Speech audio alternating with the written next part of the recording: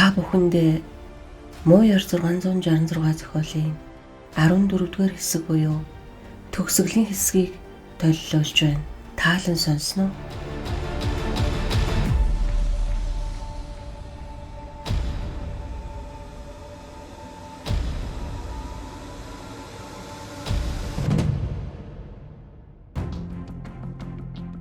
Тоорн үгсгийн зайлав.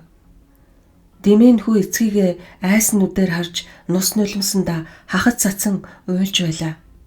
Үсийг нь хулсан толгоогоо тэмтэрч үзээд алга нь цус болсныг харж дуу тавин орилж эцэг өөдөө ухсгийг наалдаж ихэр татан уйлав. Хүүгийн нүдэнд айж аврал ирсэн байдал илэрхийг үзээд Тоорн хөдлөх сөхөөгүй хөшиж орхив. Хөвгүүний цус болсон гараас харвайн авран туслахыг аргадан гуйж байгааг хараад Тоорн өөрөө тэсэлгүй уйлж "Дэмэнэ" гэд дуудан уйллаа.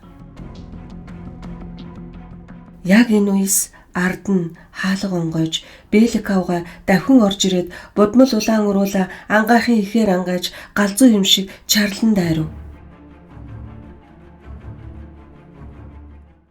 Тоорн Дэмэн хөвгүүнийг шүүрэн авах санаатай ухс хийснээ лужир авгаа түлхүүлэн хаалганы дэргэд ойчлоо.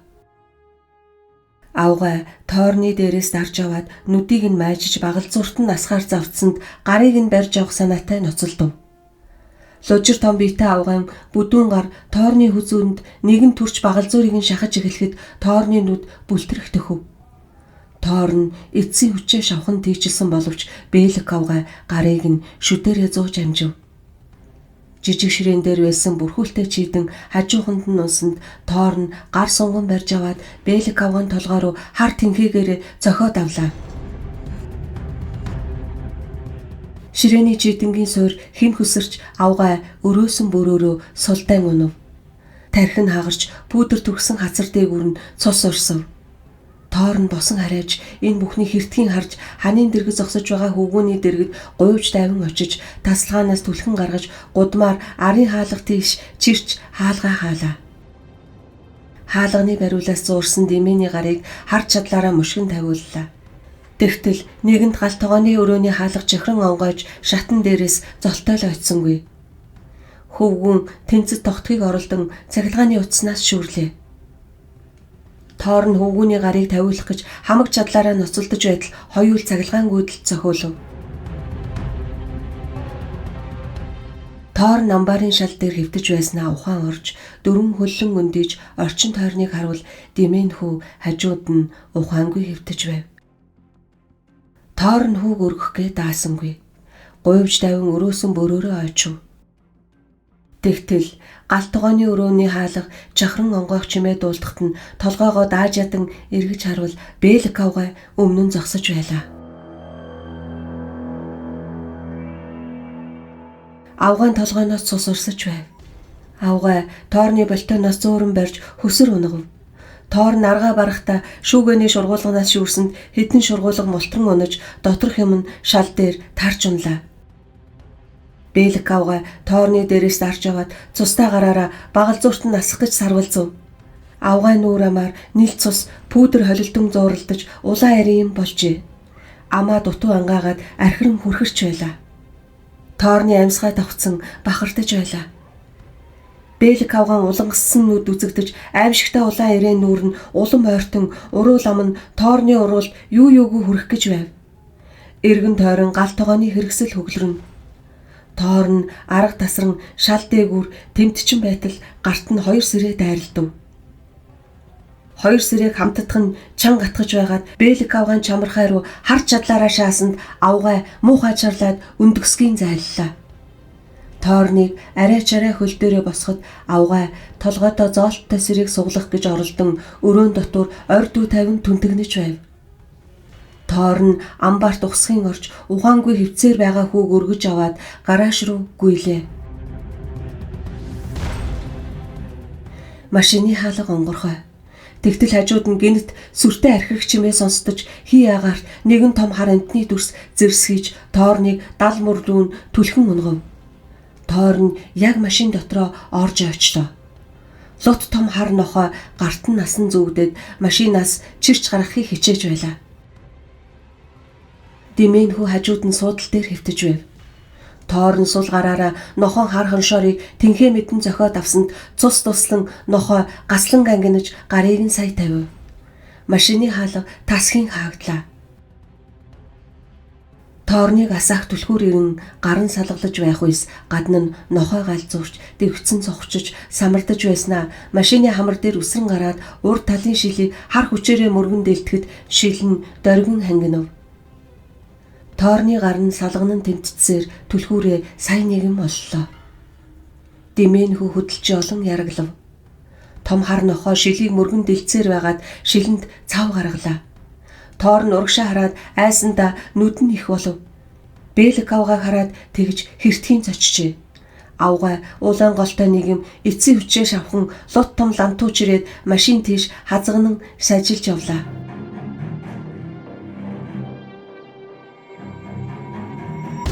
Тоор нь машинаа асаав. Машин хөдлөх яг тэр агшинд бэлэг авгаа барьж явсан лантуугаа шидэж урд талын шилийг цөм цохин нэлээд том нүх гаргасанд тэр нүхээр нохойн толгой шургаад орж ирлээ. Нохой шүдэ хангинуулан амнаас нь шүл савирч байлаа. Тоор нь суудлынхаа төршлийг налан гидийхэрээ гидийсэн боловч нохойн шүд нүүрнээс нь хитгэн ямхын зайд тас нясхийн хавирлдэж байв.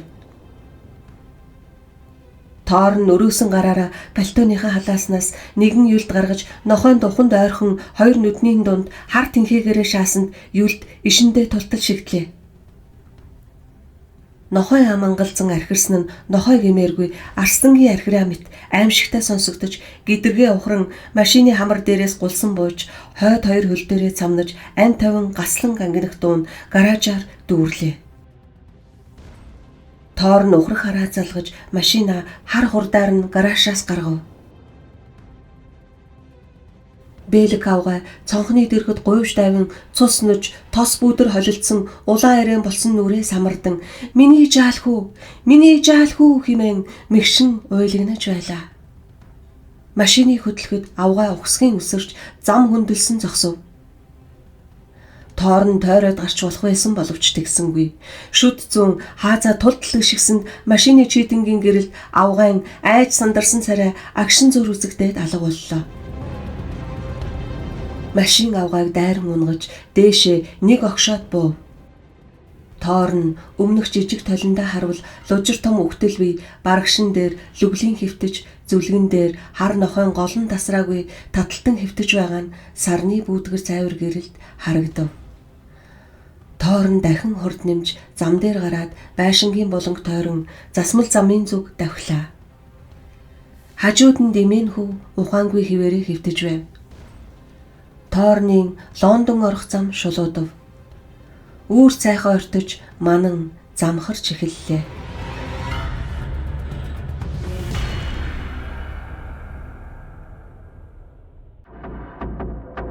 Тоорны машин эзгүй хоосон замаар хар хурдаараа давхиж хурдлах тусам дотор нь улам чанга хөнгөнөж байв. Хөвгүн ухаан орж байгаа бололтой хөдөлснөө эмзэглэн яологнов. Тоор нь хажуудаа хүүхэд байгаа бодохгүй хичээн өмнөх замд хамаг анхаарлаа тавилаа. "Энд чинь хүний өр биш шүү дээ. Энд чинь хүний өр биш" гэж шүд зүүн шивгэнэж явлаа. Машин хар хурдаараа давхиж хөвгүн гүйцэд ухаан оромгүй яолон гиншгэлсээр байв. Замын огцом эргэлтээр Тоор нь машина олигтой залж чадсангүй далжийн морихад Димэн шалан дээр очлоо. Одоо тэд хамаг хутагтын сүмийг зорж явлаа. Сүмийн ганжир Тоорны нүдэнд үзэгдэв.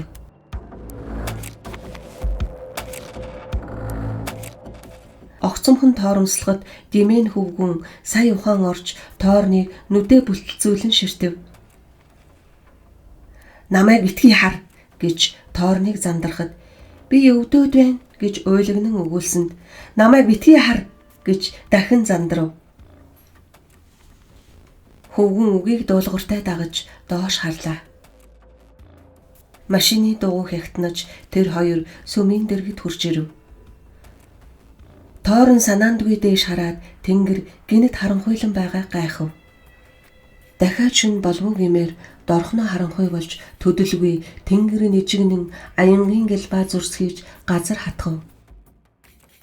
Дэмэн хүү аава химэн гиншгэн хитэн дуугүй бай гэсэнд дотор мухай болоод байна гэд хөвгүн хий агуулж эхлэв. Тоорн Дэмэний дууг сонсохгүй гэж өөрөө чанга хашгирав. Аимшигтай ширүүн аадар бороо зутгаж салхинд хийссэн элдвийн хог новш урд шилийг шавж байлаа. Тоорн сүмийн дэргэд тоормслоод хаалгаа онгоолгож Дэмэний шөнийн цамсны захаас зуурч аваад суудал дээгүрч ирсэнд хөвгүн дуу тавин орилж Тоорны гидс рүү нэгэнтээ хүчтэй өшөглөн машинаас холдуулав. Тоорн машин тийшээ дахин ухсгийж хүүхдийн өлөө шүүрч аваад машинаас чирч гаргалаа. Дэмэн гараас нь мултарч зогтон гүйв. Тоорн хойноос нь ухсхийн гүйцэж цамцнаас нь шүүрэн зам дээр унгалаа. Тэнгэр нэжигнэж машины хажууханд аянга буув. Дэмэн хэвтээгээрээ тийчгэнэн Тоорны гараас мултрахыг оролдож байлаа. Тоорн хөвгүний дээрээс дарж гарыг нь хумин цээжээр нь чанга твж сүм тийш чирэв. Дэмэн чирэгдэж явах зураа орь дүү тавьж өшөгчин тийчилсээр байлаа. Удамшны цааталын нэгэн цонхон гойж нэгэн эр хүн Тоорныг хашгиран дуудсанд Тоорн огтүл анхааран усан борон дундуур урагшаа зүтгэсээр байлаа. Царай биш догшин сахиусын баг мэт аймаар сүртэй харагдана. Тоорн нүүр нүдгүй шахуурдах салхи борооны өдөөс унаж тусан шахан урагшилсаар байв. Хөвгүн атралд нь дэлчилж хүзүүнд нь шүдээ шигтгсэнд Тоорн өвдгийн эрхээр орилсон ч урагшаа явсаар байлаа. Аянгийн чимээн дундаас цагдаагийн машины бүрээн дуу дуулдаж нөгөө төрөвчийн ир зонхоор зохин Тоорныг наад хүүхдээ тавь гэж тэнхээ мэдэн хашгирсаар байлаа. Тоорн юу ч анхаарч сонсохгүй сүмийн хаалга тийш зүглөв. Салхи улин эсгэрнэ. Дэмэн Тоорны нүрийг майжиж нэг хүрүүн Тоорны нүдэнд оржээ. Тоорн сөхрөн унаж тэр чигтээ хөвгүнийг өндөр шатууд бараг сохор таамгаар чирэв. Хажууханд нь аянга буусан боловч Тоорн нэгэн сүмийн хаалганы дэргэд хүрч эцсийн хүчээ шавхан хөвгүнийг шатаар чирч явлаа. Дэмэн гал зурч ганиран Тоорны нүрийг майжиж гидсийг нь өшөгцсөөр байв. Тоорн хүний хүчнээс агцсан их хүч гарган байж хөвгүнийг дарж аваад халаасандаа гараа хийж боодолтой юлдээ гаргаж ирсэнд Дэмэн зэрлэг араатын мэд муухай чарлан боодолтой юмыг нь зохиж алдуулсанд доторх юлд нь шатан дээгүүр тарж унлаа. Тоорн нэгийг нь шүүрэн авч нөгөө гараараа Дэмэнийг алдахгүй барьж байхыг хичээв. Цагдаагийн машины бүрээн дохио дахин жингэнээд дуугүй болов. Тоорн юлдээ далайлаа. Гадаанаас зогс химэн хашгирах дуулдаж борон хөшиг дундаас хоёр цагдаа гарч ирлээ. Нэг нь явуут тунд гар бууга хуйнаас нь суглав. Тоорн тэднийг нэг арч хөвгүүнийг нэг хараад хилэгнэн хашгирч юлд барьсан гараа эрс огцон хүн буулгав. Хүүхдийн час хитл орилох буун дуу тас хийх хоёр зэрэг дуулдлаа. Даруй намгүн болж хоёр цагдаа хөшиж орхисон юм шиг гүлийн зогсов. Тоорн шатан дээр тэр чигтээ хөдлөхгүй болж дэрэгдэн хөвгүүн тэрийн хөвтөж байлаа. Тэгтэл сүмийн хаалга онгойж нэгэн лам гарч ирээд борон хөшгийг нэвт харж чадан байснаа үл хөдлөх тэр аимшигт дур зургийг олж үзээд бас гүлий чоцров.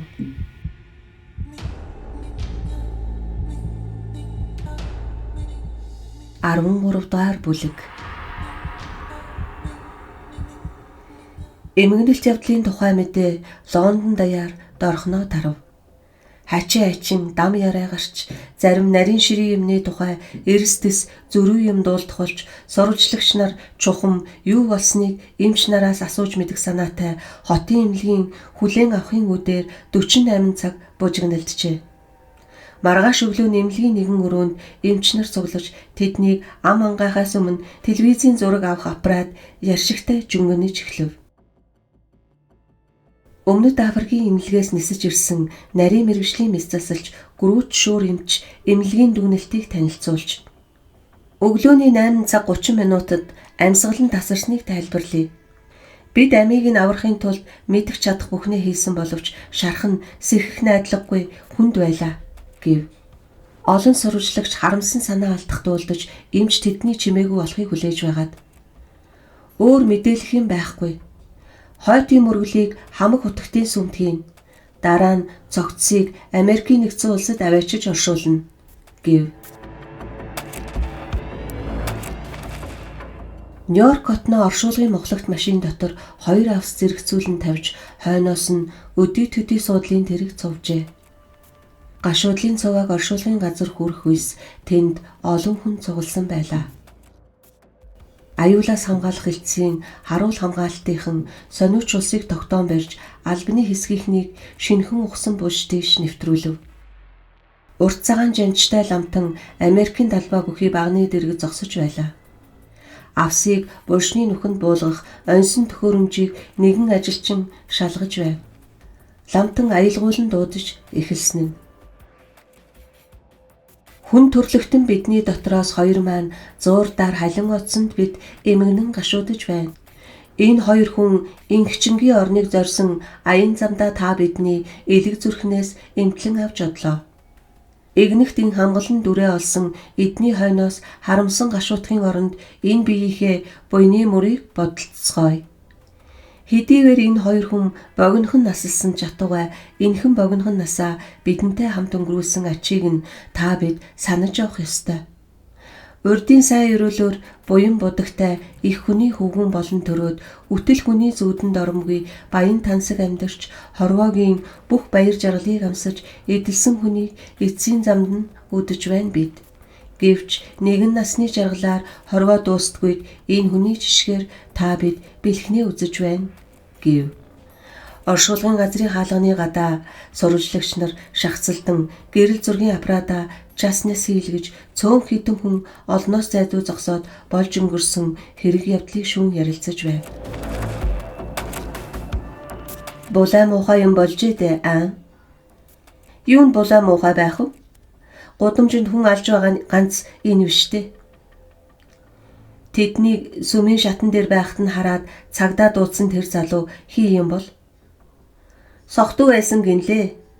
Цусыг шинжилж үзэхэд яггүй их гударсан илэрсэн гинлээ. За бүү мэд хачиг юм байна. Тэднүүс хар өглөөгөр сүмийн дэргэд юу хийж байсан улс вэ? Элчин сайдын ихнэр нөхсөн байсан. Мөргөл хийхээр очисон байж болох юм. Сүмийн шатан дээр нүгэлт муу хэрэг үлдэж байдаг чинь ямар малав? Тийм амтан бишгүй дээ нэг би. Нэрээ шүү. Учир нь олдохгүй юм. Олон зүйлийг биднээс нуугаад байгаа бах. Нуудаг нь гин биш зан юм хойно. Ганц үгээр зүйл дуусахгүй. Хоёр авсыг булшны нүхэнд алгуурхан буулгаж ламтан тэнгэр өөдөө гараа сарвав. Гашуудалд оролцож байгаа олны дотроос зайдуухан зогсож буй Эрэм хоёр гоц ялгарна. Тэр хоёрыг бие хамгаалагчийн хувцастай цагдаа нар тойрч цугласан олныг битүүхэн ажин шинжиж байлаа. Харваа сүр бараатай гол шиг эрийн хажууд хар хувцастай хөөрхөн зогсож 4 настай хүүгүний гараас барьжээ. Хүүгийн нөгөө гарыг самбайгаар боож сойсон байв. Ламтан үргэлжлүүлэн Жереми Торн, Катрина Торн хоёрыг ингчингийн оронд үдэж байгаа энэ үес энэ их айлын гал голомтыг залгах ганц зүр хүү димэн дээр бидний хараа тусаж байна. Димэн хүүг одоо өөр айл үрчилж авна. Энэ хүүгүн шинэ эцэг эхийнхээ элбэрл хайрыг шүтэж эцгийнхээ өмч хөрөнгийг өвлөн залгамжилж бүх хүн төрлөختний тэргүүн болох болтугай гэв. Димэн хажууд нь зогсоод авсыг хэрхэн буулгахыг ажиглан хүүхний гараас зөөрөв. Ламтан хоёр гараа тэнгэрүүд сүртэй сарвав. Димэн Торн чамайг тэнгэр сахиулсан өршөөн таалах болтугай. чамайг Христос Тэнгэр үүр дивээлдэн авах болтугай гэв. Цэлмэг тэнгэрийн тэртээ холоос аянгийн дуу нүргэлэх сонсдож цугларсад овон цовн явцгаав. Димээний шин эцэг их улс амьтны тархыг хүлээж байгаад булшны дэргэд очиход Димэн хүү залбир шивгэнэн булшны дээрээс нулимс туслуулан толгоогоо гудайлган дорой зогсхийг харсан олон хүн уяран нулимс унгав. Эцэст нь хөвгөн өндийж шин эцэг ихтэйгээ хамт булшны дэргэдээс холдон явж машин руу зөвлөхөд хамгаалагч нар тэднийг ерөнхийлөгчийн машины дэргэд хүргэж өгөв. 4 мотоциклтэй хамгаалагч машиныг дагалдан ерөнхийлөгчийн машин сурвалжлагчдын дундуур явж өнгөрөв. Димэн хүү машины арын суудалд суугаад хойд талын шилний цаанаас сурвалжлагч нарыг ажиглан ширтэж байлаа. Гэтэл бүх гэрэл зураг нь гэмтсэн байжээ. Зургийн хальсны паал нь гэмтэлтэй байсан юм уу? Бүх зураг дээр хүрээн утаа шиг сувнагалсан цэхэр толб тодхон ялгарч байв. Ерөнхийлөгчийн машины дээрээс тийм нэг цэхэр толб зайлах аргагүй унжжээ.